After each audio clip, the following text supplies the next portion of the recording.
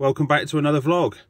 So if you watch my last vlog, you'll see I'm in exactly the same place as the end of the last one, and we are here now on Oak Lake at Coking Farm. I've got peg 25, Jed's in 24, Lee's in 23. I've got my rods out because they forecast some horrendous weather, which, surprise surprise, had to be, didn't it? So yeah, rods are out, 3 spots. I just got them straight out there. I didn't fire at us about leading around and that, because I really want a couple of rods fishing before this bad weather comes in. It's pretty windy now. There's no rain. There was a bit of rain on the way, but yeah, at the moment no rain. So I'll be sleeping in the back of the van on this one. I'm not even going to attempt setting my bivvy up because we got 60-mile-an-hour winds coming in over the next couple of days. So good luck to Jed and Lee of pegging their bivvies down. But yeah, I'm in the van. So yeah, all 3 rods have gone out on Ronnie's over a little bit of bait, which is, you know, boilie, pellet, bit of liquid, some chops, some crumb. So yeah, just standard like I was using at Paviot's, just using that up. So yeah, stay tuned, and hopefully we better get a fish on the bank on this one, because it's starting to do me head in a bit now. But that's fishing. Right then guys, so I'm actually filming this from in my van because it is so windy outside. I'm not sure if you can see the chop on the top of the water there. You see me rods in the bottom left hand corner, they're out. We've got one along that island to the right hand side, sort of along here. We've got one out to the point of that island, and we've got one out in open water there. So yeah, they're all 3 are out there. Jed's got all his out, sort of 11, I think 11 and a half wraps out, which when he vlogged here last time, when he had a session here, that's exactly where he had fish out. So yeah, like he said, it's silly not to go with what worked for him last time. They'll be staying out there till tomorrow. Now, hopefully, if the weather dies down a bit tomorrow, I'll do a little bit of footage. I mean, the one out in open water, I was trying to spawn that, and I was sort of having to cast like 5-10 yards to the right. So by the time the spawn got out to where it was going, it actually landed on the money on the left-hand side. So yeah, obviously, as you can appreciate, trying to spawn in a crosswind is not ideal, especially when you're sort of like 11-12 wraps out. So yeah, but yeah, weather's it has brightened up a bit compared to what it was earlier. It was really overcast, and we did actually have a couple of claps of thunder, but yeah, that seems to have passed now. So we're gonna keep tight in the van here, put some food on soon, and hopefully, bloody hopefully, we'll have some fish on the bank for myself and Jed and Lee. So stay tuned. Nothing for me through the night. I don't think Lee's had anything down there. Had a few knocks here and there, but to be honest, I wasn't 100% happy with where I put the rods yesterday because of the wind. It just made like spotting and getting the rigs out there pretty difficult. So as you can see, it's a lot calmer today. The wind's actually coming straight in, so that's not as bad. Although we're going to be casting into the wind, it's not as bad as casting, like, you know, as if you've got a side wind. So quite possibly going to move the 2 that I've got down the island over there. My left hand rod is in line with this bush here, so I might just space all 3 along there. 11 wraps is where Jed's got his, so that seems to be where they're pulling in from. So yeah, if I carry on that 11 wraps into my swim, hopefully we might pick up one. I did notice in the peg next to me, which was the one I was fishing at the social last weekend, I just seen a fish roll in that bay of peg 26. Now nobody's in 26, and it ain't gonna harm just putting a rod in there. So I've got my eyes peeled on that to see if I see any more shows. So yeah, decisions. But what I'll do, now the weather's a bit better, we'll probably get a bit of footage of getting the rods out, a bit of spomming, yeah, a bit of content to put in this vlog. Alright, stay tuned. So this is the mix I'm spomming out. So got a mixture of boilie, pellet, chops, all coated in liquid. So yeah, hopefully this will get down to the lake bed, give off a nice little food signal, and Mr. Carp will get down and eat some of that, and my hook bait and a solid bag will be over it somewhere. There we go. And what I'll do, I'll run through with you what I put into my solid bag, i.e., like, you know, the lead, the hook length, etc, etc. Right, so here is my solid bag rig. I've got a little Avid 2.5 ounce inline lead with a short 4-inch supple braid. And we've got that is a Signet wide gate beak point in a size 6. And then we've got a bit of silicone tubing on there to give it a sort of blowback effect. So obviously that will slide down out the way. And then we've just got a trimmed down wafter. And then what I'll do, I'll show you how I make my solid bags. Oh, and also, before I forget, so at this end we've got Nash. It's not zooming in, is it? There we go. So that's a Nash Klingon leader, that's lead free. So obviously there's a ring swivel inside the lead which is spliced on, and then at this end I just splice a loop on that end, and then I can loop to loop onto my main line, so it's quick change. And that's about 8 inches, 9 inches of that Klingon leader, and that's nice and supple, and that will lay down on the lake bed there.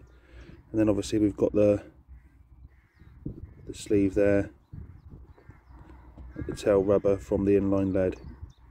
So yeah, that's pretty much it, guys. So we'll get a little solid bag made up now, and I'll show you how I make them.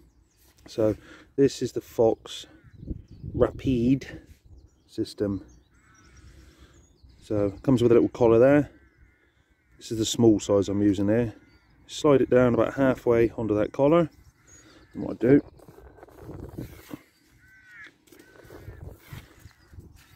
scoop a little bit of pellet just into the bottom of the bag there. Try and focus this a minute. Yeah, scoop a little bit of pellet into the bottom of the bag there. Then I'll get my rig, I'll drop this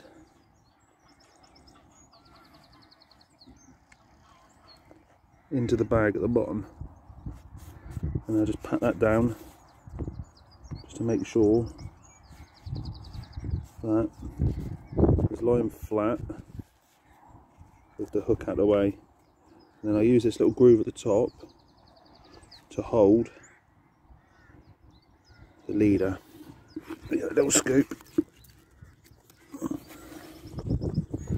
I should do this at home really, it's not very good doing it on the bank. Put 1 scoop of pellet in. Then I'll get the lead, and I use the lead to knock the pellet to basically compact it down inside. Like that. Once I'm happy with that, spin the lead round, flat side, back of the bag, hook that back on there to hold it in place, and then generally it's 2 scoops. 1, maybe 1.5. It's a bit generous, that first one. Scoop that in just, don't know if you can see it in there, just so it goes above the lead but not past the tail rubber side. And then we give this a good pat round the sides, on the bottom, and this helps to work all the pellet in a bit more solid. So when you're happy with that, take the system, hold the bag, twist the PVA round, each time giving it a little shove, and then when you've got just starting to pull out your fingers, let it go, so you've got this little collar bit is still there. I'm going to take this off picture now and I'm going to lick that.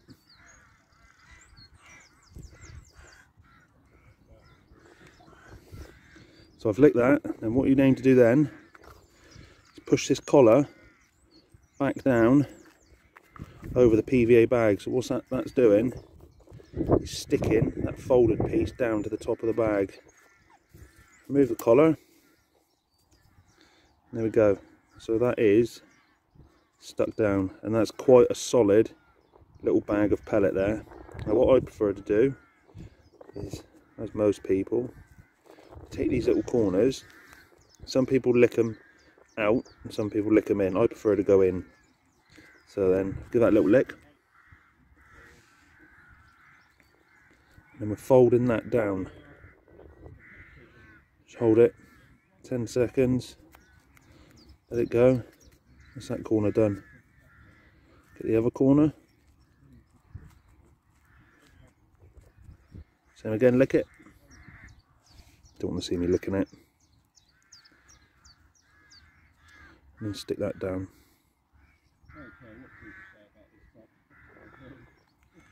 So there we have a nice, solid, compact PVA bag.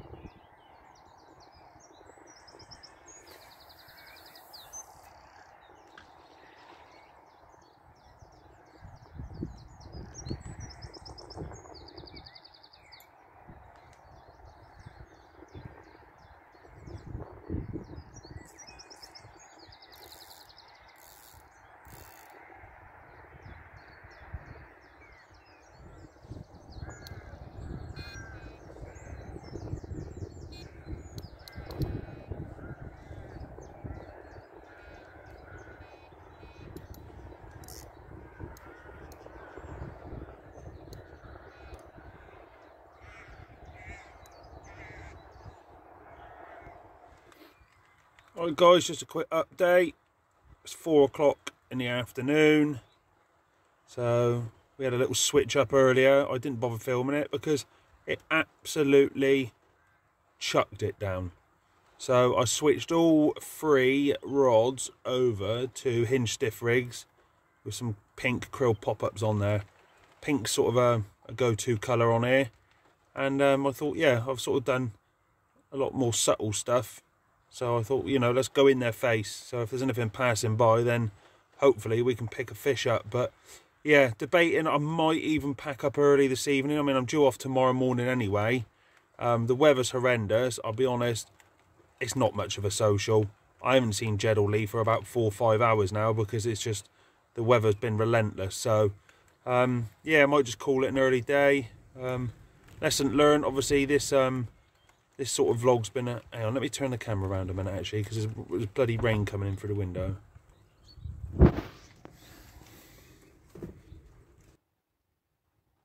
That's bad, I don't know what happened there. Yes, it's been a bit of, obviously this social and the previous one has been sort of a bit of a testing thing really. Obviously with the dissolvable situation. Just been playing around a bit with different sort of hook baits.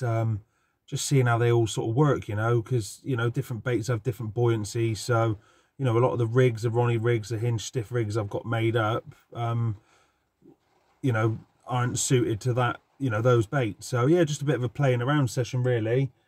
Jed, fair play, he's had 2 out so far, a 30-pound 8 and a 27. Lee next to him, he still had nothing yet. I've had nothing. I've had 1 knock on the rod. Left down rod, which is to open water, which isn't fair, which isn't a million miles away from Jed's right hand rod. Obviously I've kept a bit of distance between us because I don't sort of want to be fishing too close to him. But yeah, nothing. I've tried all sorts. I've tried solid bags, I've tried wafters, or as Jed says, wafters. I've tried pop-ups.